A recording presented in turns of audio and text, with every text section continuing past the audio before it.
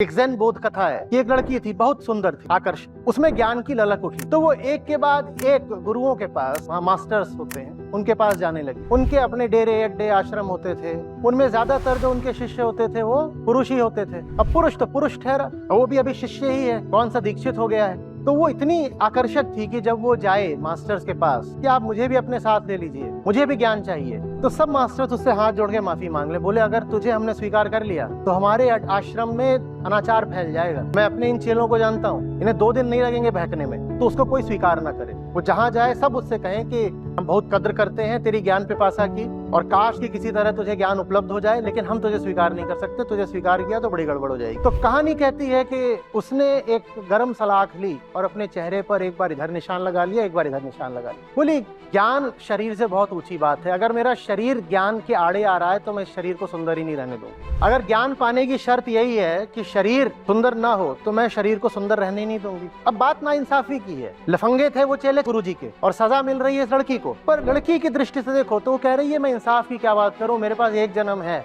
और मुझे जानवर की तरह नहीं जीना है, मुझे ऊंची बातें जाननी है, और ऊंची बातें मैं इसलिए नहीं जान पा रही क्योंकि ये देह बड़ी आकर्षक है। बोली मैं इस देह को नहीं रहने दूंगी आकर्षक।